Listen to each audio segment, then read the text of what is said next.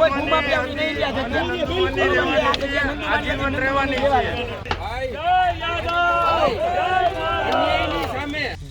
શહેરના જડેશ્વર ખાતે થોડાક સમય અગાઉ તંત્ર દ્વારા ડિમોલિશન હાથ ધરવામાં આવ્યું હતું, જેમાં એક વૃદ્ધા જેમનું નામ છે નંદુબેન બેલા તેમનો એક વ્યથા ઠાલવતો વિડીયો સોશિયલ મીડિયામાં ખૂબ વાયરલ થયો હતો. અને આ સમગ્ર મુદ્દે હવે સૌરાષ્ટ્રમાં આહિર સમાજમાં ભારે રોષ જોવા મળ્યો છે.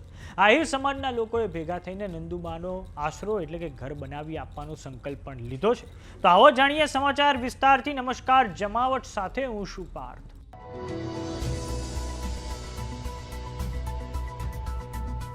જામનગરના જડેશ્વર પાર્ક વિસ્તારમાં મહાનગરપાલિકા દ્વારા 4 દિવસ પહેલા કરાયેલા ડિમોલિશનના વિરોધમાં આહિર સમાજ એકઠો થયો છે.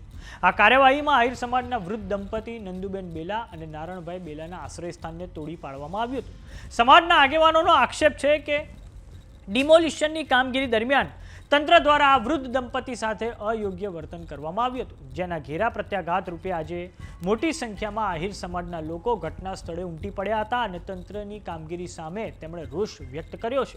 આહિર સમાજના પ્રમુખ રણમલભાઈ કાંબરિયાની આગેવાની હેઠળ યોજાયેલી બેઠક બાદ આહિર સમાજના લોકોએ એકતા બતાવી છે અને આહિર સમાજના આગેવાનોએ પ્રાથમિક કાગળો તપાસીને સ્પષ્ટ કર્યું છે કે જે જગ્યા પર ડિમોલિશન થયું તે જમીન ખરેખર નંદુમાની પોતાની માલિકીની છે. આ અન્યાય સામે લડવા માટે નંદુમાનો આશરો હતો ને કાયમ રહેશે, આહિરનો આશરો હતો ને કાયમ રહેશે તેવા નારા સાથે સમાજ દ્વારા ભારે સૂત્રોચ્ચાર કરવામાં આવ્યા હતા.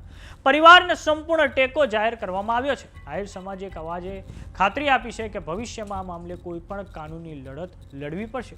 તો સમગ્ર આહિર સમાજ આ વૃદ્ધ પરિવારની પડખે ખભે ખભો મિલાવીને ઊભો રહેશે. આ ઉપરાંત આજે નંદુબેન અને નારણભાઈની હાજરીમાં જય દ્વારકાધીશના નારા સાથે પ્રતિકાત્મક રીતે પહેલો પથ્થર મૂકીને ફરીથી નવો આશરો બનાવવાની શરૂઆત પણ કરી દેવામાં આવી છે.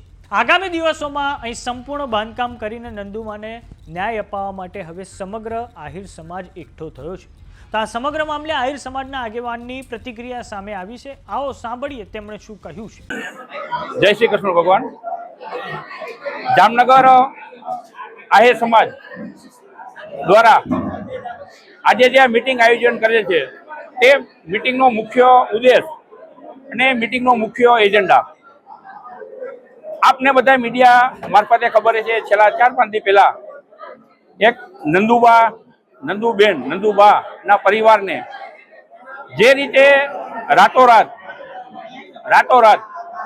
એને ઘર વિહોણા કરી નાખ્યા અને કાયદાની વિરુદ્ધમાં જઈ જે આખી પ્રોસિજર કરી એની સામે જામનગર આહિર સમાજ એકદમ વખોડી કાઢે છે. એની સામે ઉગ્ર પગલાં લેવાય એના માટે મીટિંગ કરી હતી. હું પ્રેસ મીડિયા માધ્યમથી સરકારને કહેવા માંગુ છું કે જામનગરમાં એવા અનેક બાંધકામો ગેરકાયદેસર છે. અનેક બાંધકામોને અગાઉ નોટિસો આપી છે, પણ આ જામનગરમાં એક વૃદ્ધ દંપતીને એક જામનગર મહાનગરપાલિકાના કમિશનરની બદલી થઈ છે. કમિશનની બદલી થયા બાદ આ અચાનક આખા જામનગરમાંથી આ એક વૃદ્ધાને અમને માહિતી મળી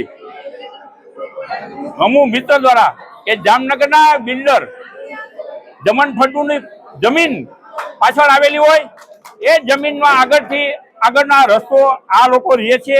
છેલ્લા 40 વર્ષથી આ દંપતી પરિવાર ગરીબ પરિવાર ત્યાં રહે છે. જો સરકારને કોઈ પણ મિલકત પાડવી હોય તો જામનગરમાં અનેક અસામાજિક લોકોની મિલકતો છે, છતાં પણ સરકારે તાત્કાલિક 24 કલાકની નોટિસ આપ્યા વગર સીધી પોલીસ મહાનગરપાલિકાના જવાબદાર અધિકારીઓ સાથે લઈ અને આ એક વૃદ્ધ દંપતીને કોક બિલ્ડરના ઈશારે આખું પતંત્ર રહી ગયું છે. એની સામે જામનગર સમાજના અમારા બધા આગેવાનો, ચાહે રાજકીય આગેવાનો હોય, સામાજિક આગેવાનો હોય, અમારા બધા ગ્રુપ સખત આને વખોડી કાઢે છે. અને ભવિષ્યમાં આવી ઘટનાઓ એક આહિર સમાજની નહીં પણ કોઈ પણ ગરીબ પરિવારના મકાન ઉપર આવી ઘટના ન બને એના માટે સરકારને અમે અપીલ કરી છે.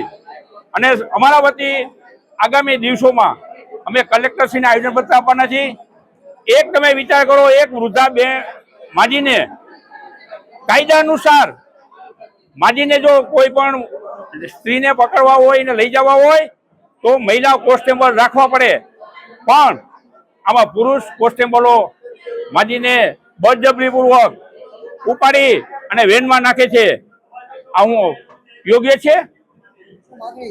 અમારી માગણી એ છે કે જે જગ્યા પર અમારા વૃદ્ધ દંપતી રહે છે એ જગ્યા કોઈ ગેરકાયદેસર જગ્યા નથી, કોઈ જાહેર રસ્તાઓની જગ્યા નથી, કોઈને આ જગ્યા નડતી નથી, આમ જનતાને પણ નડતી નથી. માત્ર ને માત્ર એક બિલ્ડરને, જે મેં નામ આપ્યું એ બિલ્ડરને આ જગ્યા નડે છે. એટલા માટે એ વૃદ્ધને પાછું એ જ જગ્યા પર પુનઃસ્થાપિત થાય એના માટે સમાજ જે કોઈ પણ ભોગે કોઈ પણ કરવું પડે એ અમારો આયસ સમાજ આમાં તૈયાર છે. અને જે લોકોએ આ કૃત્ય કર્યું છે એવા તમામ જવાબદાર લોકો સામે પગલાં લેવા પણ અમારી વિનંતી છે. બસ એટલું. ભારત માતા કી જય. તો સમાચારોમાં અત્યારે બસ આટલું. જોતા રહો જમાવટ. જો તમે અમને યુટ્યુબ પર જોઈ રહ્યા તો સબસ્ક્રાઇબ કરો, જો તમે અમને ફેસબુક પર જોઈ રહ્યા તો ફોલો કરો. સાથે જ અમારી વોટ્સએપ ચેનલ આવી ગઈ છે, જોઈન કરવાનું ના ભૂલતા. નમસ્કાર.